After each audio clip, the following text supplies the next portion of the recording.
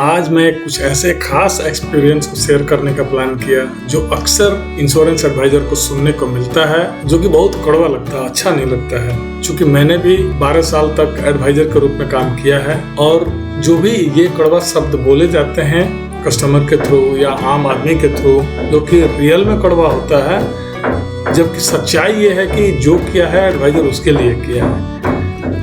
तो इस बात पे आज मैं विशेष और पूर्ण रूप से इसको रखने वाला सामने, जिसको देखिए, समझिए और जानिए कि कहाँ एडवाइजर गलती करता है और कहाँ कस्टमर गलती करता है, जिसके लिए ऐसे ऐसे शब्द लोग निकालते हैं और एडवाइजर अभिकर्ता बंधु सुनने को मजबूर होते हैं, सुनते रहते हैं, भले ही हंस के निकाल देते हैं। हाँ, तो मैं योगेंद्र योगी अपने YouTube चैनल सेफ इंश्योर्ड में आपका बहुत बहुत स्वागत करता हूं और आइए मैं आपको दिखाता हूं क्या होता है, कैसे सुनने को मिलता है। हाँ, तो ये अक्सर हम देखते हैं कि जब भी कोई इंश्योरेंस एडवाइजर लाइसेंस लेता है तो अक्सर बाजार में जाता है अपने रिलेटिव्स, फ्रेंड्स, अपने नियर एंड डियरेस्ट के पास और जाके बोलता है कि एक पॉलिसी ले लीजिए, एक पॉलिसी ले लीजिए, और पॉलिसी के लिए वो दबाव बनाता है और अगला आदमी बस इसका मुंह देखे या फिर फेस वैल्यू या फिर जो हो देख के कि भाई इसको पॉलिसी की जरूरत है तो पॉलिसी दे देता है। लेकिन सबसे खराब बात ये होता है कि पॉलिसी ले लेने के बाद जैसे ही 2 साल 4 साल 5 साल निकलेगा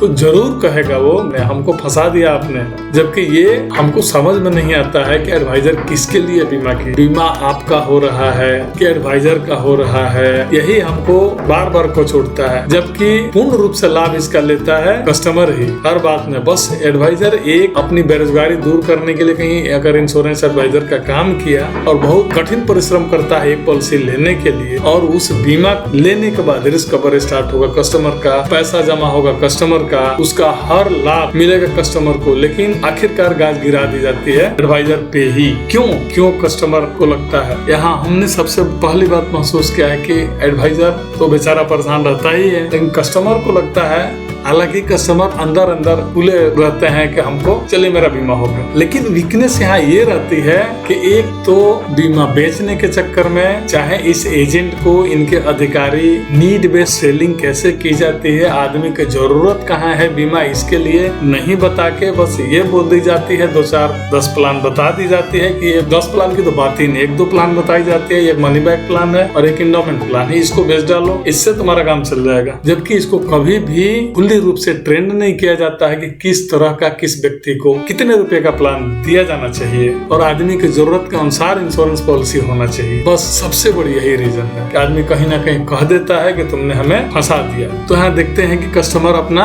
पॉलिसी ले लिया, पॉलिसी चलाते गया और ये गीत गाता रहा। चूंकि यहाँ सबसे बड़ा रीजन होता है कि एक तो कस्टमर को प्रीमियम पॉलिसी लेने के चक्कर में छोटी प्रीमियम दे दी जाती है। दे दी जाने के मामले में मैं ये कहूंगा कि जैसे इंश्योरेंस एडवाइजर अगर किसी पॉलिसी की बात करता है, समझाने की बात करेगा, बताने की बात करेगा, तो कस्टमर बोलेगा जो इनका नियरेस्ट डियरेस्ट होगा कैसे, चलो नहीं मान रहे हो तो एक पॉलिसी ले लेना, नहीं मान रहे हो तो एक पॉलिसी ले लेना। उन्होंने मतलब जिस कस्टमर ने ये बीमा ली, जो पॉलिसी कराई, ये इसलिए नहीं ली कि इस पॉलिसी का उन्हें जरूरत है या इस पॉलिसी का उन्हें जरूरत था, उन्होंने इसलिए पॉलिसी ले लिया कि नहीं मान रहा था तो पॉलिसी ले लेते हैं, जबकि इसलिए उनको ये बात बार बार कहने का मौका मिल जाता है। क्योंकि यहाँ आप हमेशा देखिएगा जब उनको जरूरत के लायक उनके मन मुताबिक पॉलिसी मिलेगी तो निश्चित है वो व्यक्ति बोलेगा मेरे लिए पॉलिसी हुई है, या फिर कभी बोलेगा ही नहीं। तो मैं आपको ये भी अनुभव बता देता हूँ, जैसे ही मार्केट में जाई जाती है रिन्यूअल के लिए,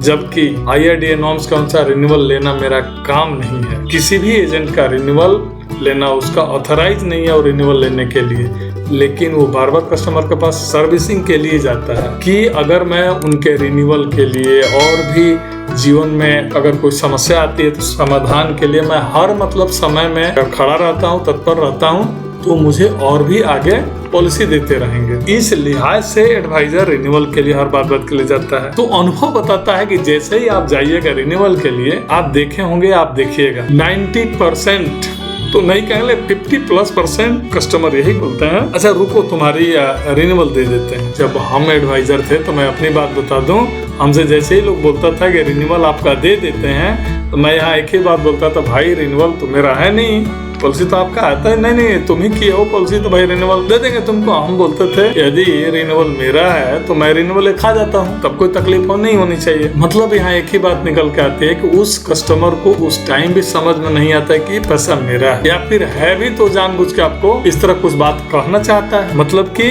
जब पैसा उसका है, मैच्योरिटी उसको मिलेगा, डेथ क्लेम उसको मिलेगा, तो फिर ये बात सुनाना क्या अच्छी बात है? नहीं सुनाना चाहिए। हम देखे हैं कि इंश्योरेंस एडवाइजर ये एक ऐसा कार्य करता है संपूर्ण भारत की सर्विसिंग में कि वो फुल्ली आपके लिए ही करता है, और एक ऐसा सर्विसिंग है जिसमें देखेंगे कि हमें डे वन से भलाई चाहता है, भलाई वाली भलाई, कि वो भगवान करे उसकी उम्र बहुत आयु लंबी हो, बहुत ज्यादा दिन जिए। दूसरी, वो हमेशा उसकी इनकम बहुत अच्छी हो, उसके घर में बहुत ज्यादा लोग कमाने वाले हो जाएं, उसके घर में कोई भी व्यक्ति बीमार ना हो। मतलब सारी बात वो हमेशा पॉजिटिव, भगवान जी से प्रार्थना करता रहता है कि वो हर व्यक्ति बहुत आगे बढ़े, आगे तरक्की करे, तो मेरी रोजगार चलती रहेगी। मुझे नहीं लगता है कि भारत का कोई भी ऐसा रोजगार है जिसमें कोई सोचता हो कि इसकी खूब आमदनी बढ़े, ये हमेशा निरोग रहे, बहुत ज्यादा पैसा कमाए। तो इसलिए मैं बोलता हूँ कि एडवाइजर जो करता है, एजेंट जो करता है, आप ही के लिए करता है। एजेंट आपका रुपया बचाने के लिए, आपको मैच्योरिटी दिलवाने के लिए, आपका अगर किसी तरह का क्लेम होता है वो दिलवाने के लिए हर चीज करने को तैयार रहता है। उसके बाद भी आप ये बात बोलने से कहीं हिचकते नहीं है कि तुमने हमें फंसा दिया। दूसरी बात कहूंगा, यहाँ पे कुछ दिन चली गया, उसके बाद से कस्टमर यही बोलता है, अरे बहुत कम बीमा दिया है तो यार, इतना मतलब क्या होगा इस बीमा से? मुझे समझ में नहीं आती है कि जिस दिन एडवाइजर बंधु पॉलिसी करने जाते हैं उस दिन अगर कहते हैं भाई 10 लाख रुपए का बीमा ले लीजिए, 50,000 रुपये प्रीमियम आएगा, अरे बाप रे 50,000 कहाँ से जमा होगा? ये कस्टमर की जवाब होती है, सॉरी, अरे 20,000 कहाँ से प्रीमियम जमा होगा?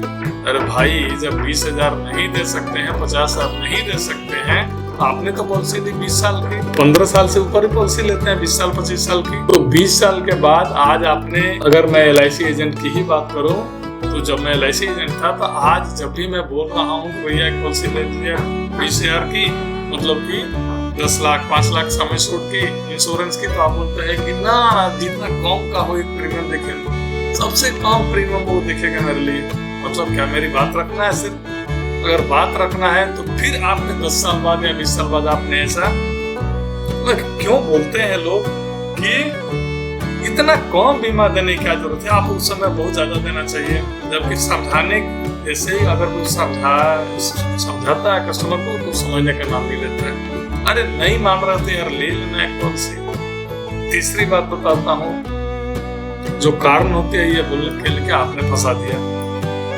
इतना मैच्योरिटी से क्या होगा जी?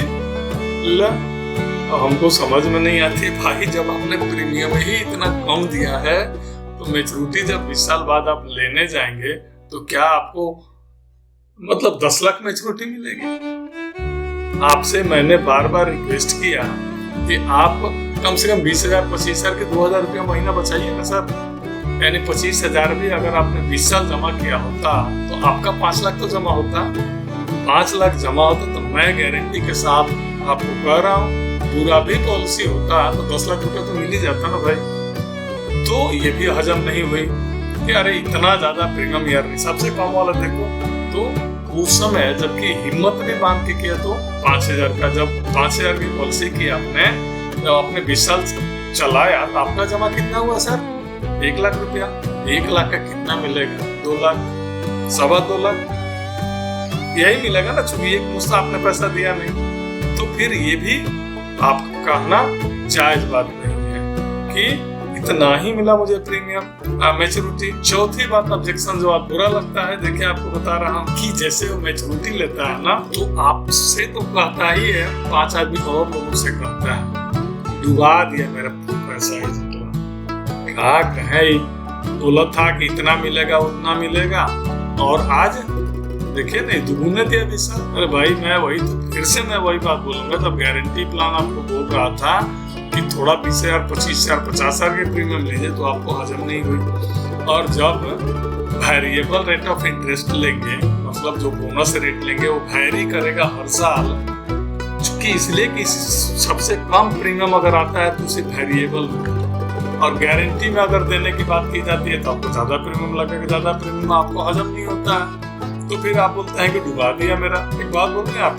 कि हम एक ही चीज आज भी यकीन भी करते हैं और विश्वास भी करते हैं और बताते भी हैं अपने आए दिन कस्टमर को कि इतना जान लीजिए जो आप करते हैं उसी के एक्सपर्ट आप हैं। यानी अगर हमको आपसे कोई जरूरत है, जो आप काम करते हैं, आप जो हमको बताते हैं सलाह, तो वो बात मुझे मानना चाहिए। मेरा कहना ये है, जब LIC एजेंट उसका एक्सपर्ट है, आप कैसे डिसाइड कर लेते हैं कि जो प्लान है जो सबसे कम वाला है, जो बढ़िया है, वही हमको ये बता। अब बढ़िया बताता है तो प्रीमियम ज्यादा है, यार प्रीमियम 1000 से 2000 बढ़ता है, उससे ज्यादा नहीं बढ़ता है। तो मैं यही कहता हूँ आप अपने तक सीमित रखिए, और नहीं तो दूसरे से कहने से दूसरा कोई आपको दे नहीं देता, वो एजेंट ही दिलवाएगा, या आपका पैसा जहाँ जमा हुआ रहता है वही आपको पैसा मिलता है। इसलिए ये भी बात अच्छी नहीं है। तो आप सोचिए समझिए, अपने लिए डिसाइड करिए कितना मुझे प्रीमियम देना चाहिए, उतने का डिसाइड करके बार बार पूछिए, क्योंकि उसका एक्सपर्ट तो ये एडवाइजर है ना, आप तो है नहीं, आप तो अननोन है। इसीलिए एडवाइजर समझाता है, अच्छा प्लान देता है तो उसको जरूर अडॉप्ट करिए और समझिए, जानिए, अपना नीड वहाँ जरूर देखिए कि मुझे क्यों बीमा करना है, बीमा करने से मुझे क्या फायदा है, मेरा मैच्योरिटी कितना मिलेगा, तो जाके आप। एक और बात, पांचवी बात आती है, क्योंकि मैं LIC की ही बात कर रहा था, जो भी आए 2001 के बाद जो प्राइवेट प्लेयर इंश्योरेंस में लॉन्च किए, वो लोग की सर्विसिंग रियल बात तो बहुत अच्छा है, क्योंकि ऑफिस का जो क्लाइमेट होता है वहाँ भी बहुत फैसिलिटीज होती है, बहुत अच्छे सर्विसेज मिलते हैं, तो ऐसा LIC में मिलता नहीं। आज के डेट में हमको लगता है बहुत सारा सुधार हो गया, लेकिन बहुत पहले की बात है जब कुछ नहीं मिलता था तो बहुत खराब लगता था। अगर कोई कस्टमर चला गया ऑफिस तो बोलता अरे ये तो पैसा डुबा देगा, हमारे कौन से ऑफिस में लेके डूब गया। भले ही कुछ लोगों से सुन के, जान के, समझ के भले बोल लेता था कि ये LIC में है तो ठीक है, लेकिन LIC में गए तो यार पानी नहीं मिला, ऑफिस बड़ा खराब है, अरे तो इसका जिम्मेदार वो एजेंट ही है क्या? इसकी जिम्मेदारी आपकी भी है सर। मेरा एक कहना है कि हर बात के लिए आप एडवाइजर को उसे नहीं तो वो दूर चला जाएगा तो और बड़ी दिक्कत हो जाती है। जब तक वो आपको सर्विसिंग दे रहा है बहुत अच्छा है, या अदर किसी से भी सर्विसिंग ले सकते हैं। या अंतिम बात मैं ये बोलता हूँ, यार आपकी पॉलिसी है ना, आपके नाम पे हुई है, आपको मैच्योरिटी, आपको डेथ क्लेम, आपको भी ऑफिस देखना चाहिए, आपको भी ऑफिस की हर जानकारी लेना चाहिए, आपको भी जानना चाहिए कहाँ काउंटर पे जमा होता है, कैसे मुझे पैसा मिलता है। चूंकि एक यहाँ पर मजाकिया बात आती है जो कि लोगों को हंसी भी आती है कि मैं एक बात हमेशा आए दिन हमारे साथ जैसा जो भी ऐसा सवाल करता है ना कि फंसा दिए, तो मैं एक चीज बोलता हूँ कि भाई साहब आपकी शादी हुई है क्या? बोलते हैं हाँ हुई है। तो आपकी विवाह कौन कराया, शादी कौन कराया? तो भाई अबुआ ने कराया। जो उसका एजेंट होता है जो लड़की वाला से, लड़का पक्ष से, दोनों से बात करवा के शादी कराता है। तो मैं एक ही बात बोलता हूँ, क्या जीवन भर वो आपका साथ निभाता है क्या वो आपके साथ जीवन भर रहता है, क्या आपके पत्नी के साथ जीवन भर रहता है? तो लोग हंसने लगते हैं और उसको मजाक में निकालते हैं। ठीक इसी तरफ समझना है यार, LIC एजेंट कोई भी हो, आपका संबंध जोड़ने का काम करता है आपके कंपनी से और आपसे।